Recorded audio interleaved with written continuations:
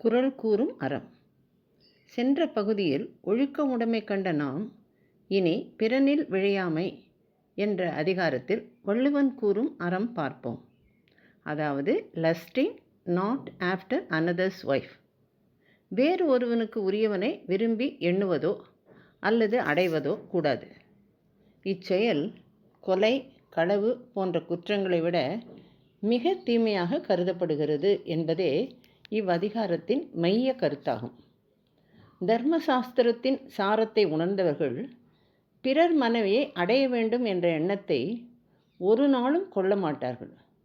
இதனை பிறன் பொருளான் பெற்றொழுகும் பேதமை ஞாலத்து அறம் பொருள் கண்டார்கள் இல் என்ற ஆரம்ப குறளிலேயே தெரியப்படுத்துகிறார் வள்ளுவர். மற்றவன் மனைவியை விரும்பி அவள் வீட்டு வாயிலில் பார்ப்பவர் தீய செயல்களை செய்யும் பாவிகளை விட கொடியவராம். தன்னை நம்பியவரின் மனைவியிடம் தீய எண்ணத்தோடு பழகுபவன் உயிரோடு இருந்தும் செத்தவனே.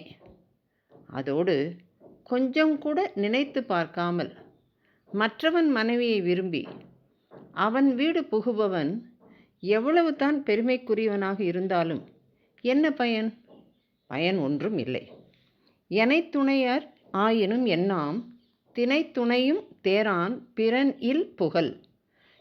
எளியது என எண்ணி மற்றவன் மனைவியிடம் வரம்பு மீறி நடந்து கொள்பவன் எப்போதும் தீராத பழியை அடைவான். ஏனென்றால் மற்றவன் மனைவியிடம் தவறாக நடந்து கொள்பவனிடம் பகை, பாவம், அச்சம், பழி ஆகிய நான்கும் எப்போதும் நீங்காமல் நிற்குமாம். ஆகவே அரண் இயலான் இல்வாழ்வான் என்பான் பிறன் இயலால் பெண்மை நயவாதவன்.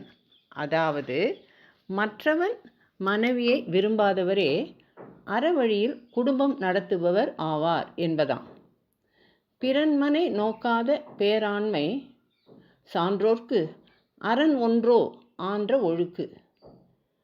மற்றவன் மனைவியை மனத்தால் நினைக்காமல் இருப்பதே பேராண்மை என்கிறார் வள்ளுவர். அதுவே சான்றோர்க்கு அறமும் ஆகும், உயர்ந்த ஒழுக்கமும் ஆகும்.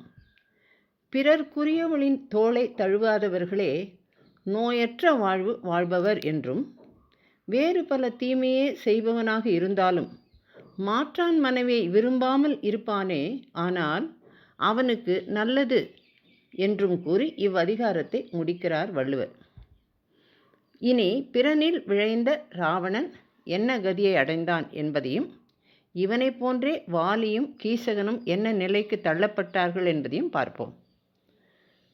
காதுகளையும் மூக்கையும் இழந்த சூர்பனகை தன் அண்ணனான ராவணனிடம் சென்று தனக்கு ஏற்பட இருந்த இழிநிலைக்கு காரணம் ராமனும் லக்ஷ்மணனும் என்பதை கூறி அவர்களோடு இருந்த சீதையின் அழகை புகழ்ந்து அவள் ராவணனுக்கே தகுந்த மனைவியாவாள் என்றும் சொல்லி ராவணனை தூண்டிவிடுகிறாள். பல மனைவிகளை கொண்ட ராவணனுக்கு சீதையை அடைய ஆவல் ஏற்பட மாரீசனுடைய ஆசிரமத்துக்கு செல்கிறான். சீதையை தூக்கி வர அவனின் உதவியை நாடுகிறான். அதற்கான திட்டம் ஒன்றும் தீட்டுகிறான். என்றாலும் மாரீசன் ராமன் நிகரற்ற பலசாலி என்பதையும், சீதை அவனுடைய நிகரற்ற தெய்வ ஒளி என்பதையும், அவளை ராமனிடமிருந்து பிரிப்பது தகாது என்றும் பல தர்ம உபதேசங்களை கூறுகிறான். ராவணன் கேட்பதாக இல்லை. தான் சொல்லும் உபாயத்தை கேட்டு நடக்காவிடின் அவனை கொன்று விடுவதாக பயமுறுத்துகிறான் ராவணன். பிறர் உதவியின்றி எதையும் நானே செய்வேன் என்ற அகங்காரமும், எதையும் செய்ய எனக்கு உரிமை உண்டு என்ற திமிரும், எனக்கு நிகர் எவருமில்லை என்ற கர்வமும், நான் விரும்பினால் எதுவும் நடக்கும் என்ற காமமும் கோபமும் கொண்டு ராவணன் பேசுகிறான். வேறு வழி இல்லாது மாரீசன் ராவணன் கையால் மாழ்வதை விட ராமன் கையால் இறப்பதே சிறந்தது என முடிவு செய்து பொன்மானாக மாறி சீதை பார்க்கும் இடத்தில் விளையாடத் தொடங்குகிறான். மானின் அழகில் மயங்கிய சீதை அதனை பிடித்து தரும்படி ராமனிடம் வேண்டுகிறாள். லக்ஷ்மணன் தடுத்தும் கேளாது மானை தொடர்ந்து ராமன் ஓட அங்கே நாடகம் ஒன்று அரங்கேறியது. அதன்படி ராவணன் சீதையை தூக்கி கொண்டு புஷ்பக விமானத்தில் இலங்கை அடைந்து அசோகவனத்தில் சீதையை சிறை வைக்கிறான். தூண்டில் இருக்கும் இரையை மீன் பிடிப்பது போல் ராவணன் தனது அழிவிற்காக சீதையை தூக்கிச் சென்றான். தன்னை ஏற்றுக்கொள்ளும்படி சீதையிடம் மன்றாடுகிறான். இந்த இலங்கை இப்போது மாட மாளிகைகளுடனும் பல்வகை ஐஸ்வர்யங்களுடனும் கொழித்து விளங்குகிறது. இத்தகு இலங்கை உன்னை அரசனாக பெற்று இப்பொழுது நீ ஒருவன் செய்யும் தவறினால் மிக விரைவில் அழிந்து பாழாகப் போகிறது என்று சீதை கூற, அதன்படி அனுமனால் இலங்கை கொளுத்தப்படுகிறது. ராவணின் அரக்கர் குணம் நாசம் அடைந்தது. ராவணனும் ராமன் கரத்தால் மாண்டு விழுந்தான். எனை துணையர் ஆயினும் என்னாவாம் தினைத்துணையும் தேரான் பிறன் இல் புகழ். எவ்வளவு தான் பெருமைக்குரியவனாக இருந்தாலும் மாற்றான் மனைவியை நினைப்பவன் அழிவது உறுதி என்பது தெளிவாகிறது. இவனைப் போன்றே வாலியும் தன் சகோதரனான சுக்ரீவனின் மனைவியை தனக்கு அடிமையாக கொண்டான். அவனும் ராமனின் அம்பினால் அடிபட்டு விழுகிறான். அப்போது வாலி மிக்க கோபத்தோடு ராமனை கடும் சொற்களால் இகழ்கிறான்.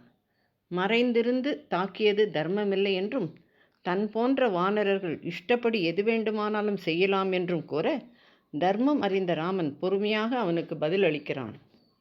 அறம், பொருள், இன்பம் இவைகளை பற்றி நீ சரியாக அறியவில்லை.